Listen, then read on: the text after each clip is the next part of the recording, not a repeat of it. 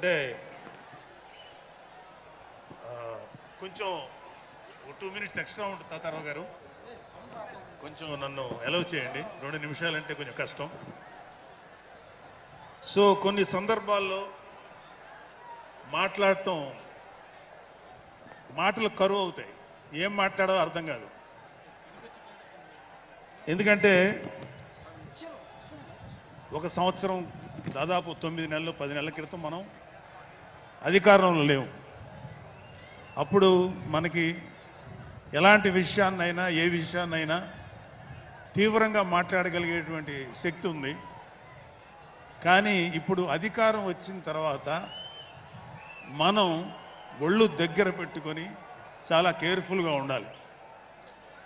అలా ఒళ్ళు దగ్గర పెట్టుకోకుండా నోటికి వచ్చినట్లు మాట్లాడితే ఏం జరుగుతుందో మనందరం కళ్ళారా చూస్తున్నాం. ఇవాళ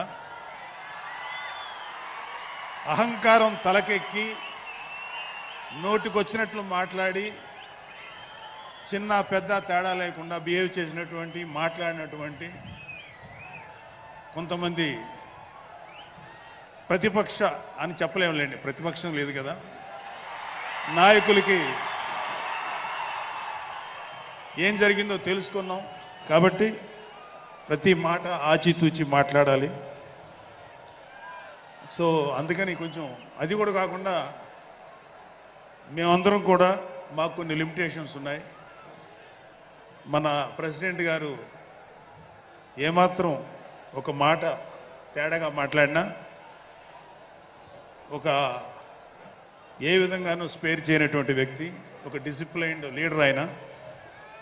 సో ఆయన ఆధ్వర్యంలో చాలా జాగ్రత్తగా పనిచేస్తాం, జాగ్రత్తగా మాట్లాడతాం. Thank you very much. అసలు ఒక 12 సంవత్సరాల కాలం అంటే మన హిందూ సాంప్రదాయంలో 12 సంవత్సరాలకి ఒక ప్రత్యేకత ఉంది. మన కృష్ణ గోదావరి లాంటి నదులకి పుష్కరాలు జరుగుతుంటాయి, చాలా పవిత్రమైన రోజులు అవి. అలాగా మిగతా అన్ని ఆవిర్భావ సభలు ఒక ఎత్తు అయితే ఈ 12వ ఆవిర్భావ సభ ఒక నదికి వచ్చిన పుష్కరాలు ఎంత పవిత్రమైనయో అంత గొప్ప రోజు ఈరోజు. సో ఈ అవకాశం మనకి ఇచ్చినటువంటి పవన్ కళ్యాణ్ గారికి మనం అందరం సదా కృతజ్ఞులై ఉండాలి. ఇప్పుడు పవన్ కళ్యాణ్ గారు ఆయన సాధించినటువంటి సక్సెస్, ఆయన సాధించినటువంటి విజయం మనం ప్రత్యేకంగా చెప్పుకోకర్లా. 100కి 100% స్ట్రైక్ రేట్ తోటి ఆయన విజయాన్ని, అద్భుతమైన విజయాన్ని సాధించడంతో పాటు అటు రాష్ట్రంలోనూ దేశంలోనూ ప్రభుత్వాలు నిలబెట్టడానికి ఒక వెన్నెముకగా నిలిచారు. సో ఆయన గురించి ప్రత్యేకంగా ఏమీ మాట్లాడక్కర్లేదు, ఎందుకంటే చాలామంది చాలాసార్లు మాట్లాడుతున్నారు. మనం తెల్లారులేస్తే టీవీల్లో అన్ని చోట్ల చూస్తున్నాం. ఆయన తీసుకున్నటువంటి Panchayati Raj, water works, forest department ఎంత ఎఫిషియెంట్గా పనిచేస్తున్నారో, అలాగే మన మినిస్టర్లు తీసుకున్నటువంటి ముఖ్యమైన శాఖలన్నీ కూడా ఎంత ఎఫిషియెంట్గా పనిచేస్తారో మనందరం చూస్తున్నాం. సో స్పెసిఫిక్గా కళ్యాణ్ బాబు గారు ఎంత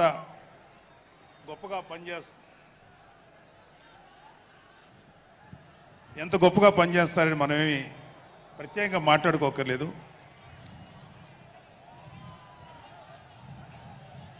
సో అయితే ఎన్ని మాట్లాడినా ఒక విషయం అయితే మనం మాట్లాడుకోవాలి.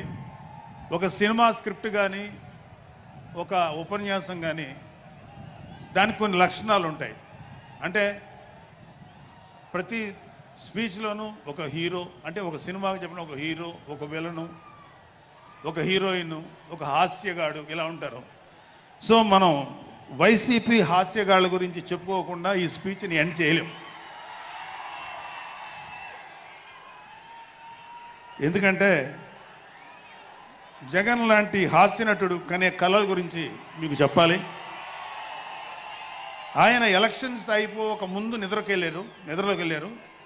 ఇప్పటికి నిద్ర లేకపోవాలి. అప్పుడప్పుడు నిద్రలో లేచి కలవరిస్తుంటారు. మొన్న కూడా ఒక మాట చూశారు, కళ్ళు మూసి తెరిచేలోగా 9 నెలలు అయిపోయినాయి, ఇంకెంత, ఇంకాసారి కళ్ళు మూసి తెరిచేలోపుగా 5 ఏళ్ళు అయిపోతాయి, ఆ తర్వాత అధికారం మాదే అని ఆయన మాట్లాడుతుంటే అంతకన్నా ఏ హాస్యగాడు కూడా అంత అద్భుతంగా చేయలేడు, అంత అద్భుతంగా హాస్యం చూపిస్తున్నారు ఆయన.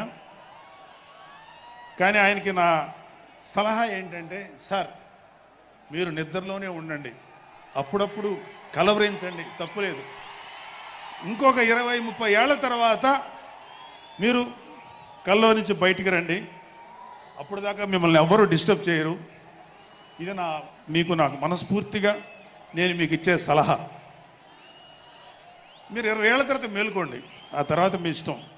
మేమైతే 20 ఏళ్ల దాకా మిమ్మల్ని హ్యాపీగా పడుకోమనే సలహా ఇస్తున్నాం.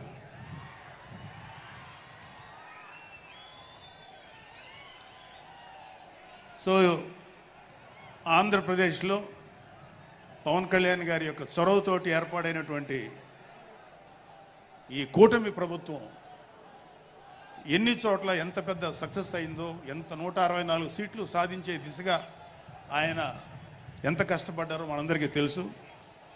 అయితే మా అదృష్టం ఏంటంటే ఇక్కడ పిఠాపురంలో జరుగుతుంది కాబట్టి పిఠాపురంలో ఎలక్షన్స్ ఎలా జరిగినాయో ఒక 2 మాటలు చెప్పకపోతే, నేను పిఠాపురంలో పనిచేసి పిఠాపురం అభిమానుల యొక్క అభిమానాన్ని చూరగొన్న పవన్ కళ్యాణ్ గారికి, అలాగే పిఠాపురం యొక్క